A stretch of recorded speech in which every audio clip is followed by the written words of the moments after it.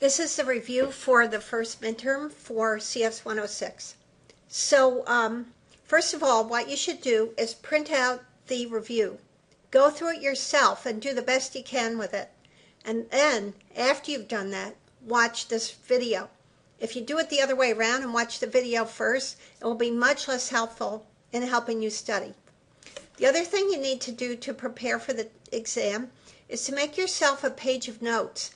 You may think because it's an open book test and your computer will be there that there's no need for very much study. This is such a bad idea, so wrong, because actually it's timed and you only have a certain amount of time to complete it.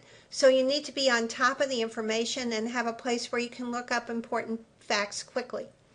Now, as far as what's on the test, it's going to be very similar to the questions on this review.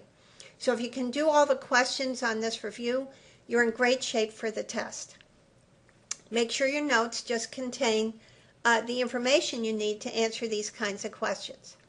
All right, so let's get going. I'll probably need more than one take to go through all these questions. So I'll do as many as I can, and then I'll make a second video if need be, and a third one if need be, and so on.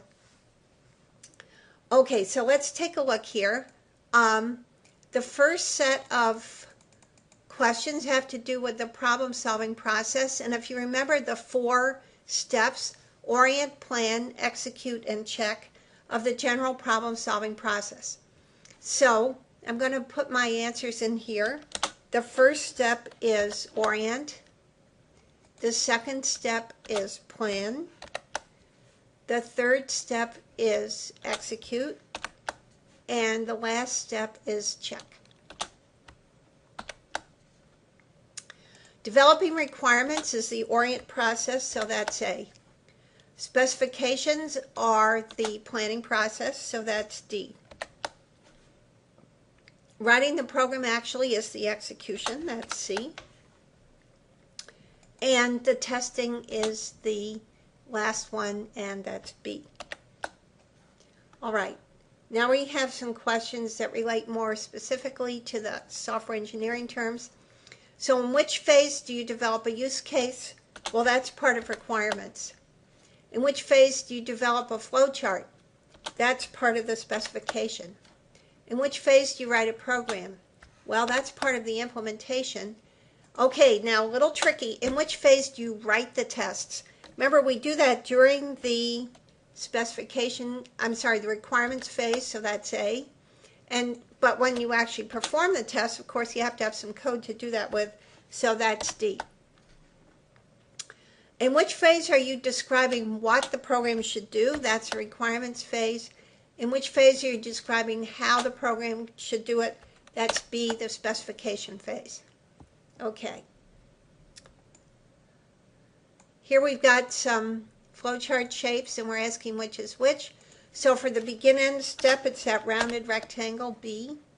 The conditional step is E, the diagonal. Whoops, sorry. I will make that capital if I, all right, E. Pushing caps lock by mistake. Okay, input output, that's that parallelogram, D. Computation, that's the square or rectangle, the A. And the connector is C. Okay. Oops. What color is a comment in the editor? It's green, B. What color is a keyword? It's blue, D. What color is a code element, like a plus sign? That's A, black. What color is a quoted text string? That's also black. And what character does a comment start with? It's a single quote, little b. Okay. Now answer true or false here. It is safe to open Excel spreadsheets from unknown sources that may contain macros. No. That one is totally false. VBA indexing typically starts at 1, not 0. That's true. The container for VBA code is typically a workbook. That one we're going to say is true. Of course, we've been using user forms as containers as well. But the idea here is that the most common, the kind of one you start out with is the workbook. Anyway, the answer to this one is true. It's not an individual spreadsheet. That is false. VBA code can change the files on your computer. Oh yeah. That's why one reason you want to watch out for evil macros from other people. Recording a macro in relative mode means it will always operate on the same cells every time. False. It's absolute mode where it does that. If you check relative addressing, then it depends on which cell is active. Named ranges can be used in formulas. That's true. Named ranges cannot be used in a macro. That's false. Naming a range can make your formulas and macros easier to understand. That's true. Macros are commonly activated with command buttons placed on a spreadsheet. Also true. We've seen that. Macros cannot be invoked by clicking on a picture. Well, that's just false. We saw how to use a picture, a piece of clip art, as a button. Clicking a button on a spreadsheet is the only way to invoke a macro. No, that's really false. And we've seen how you can invoke a macro from, say, the workbook open procedure or something like that. Okay, what cell reference corresponds to cell B4 in an Excel spreadsheet? Well, all right. Remember, these are backwards from the row column designation. So 4 is the row. So we know if it's in here, it's one of these. And column B is column 2. So the answer here is D. Okay. So be sure you know how to do those. Which tab contains the commands for recording VBA macros and setting macro security levels? Well, that would be B, the developer tab. All right, now we want to go backward on this cell reference here. So we want row 3, and we want, row 5, getting myself mixed up, and column 3, which is A, B, C. So it's going to be B. C5.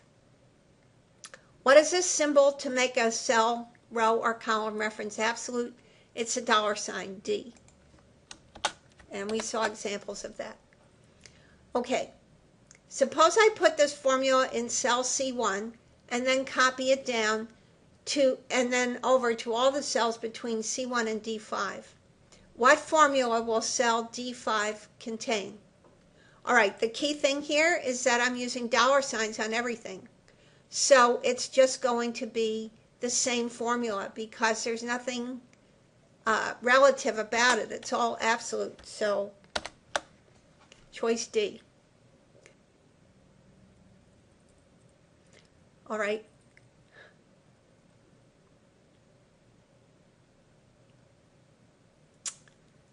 I don't understand this question.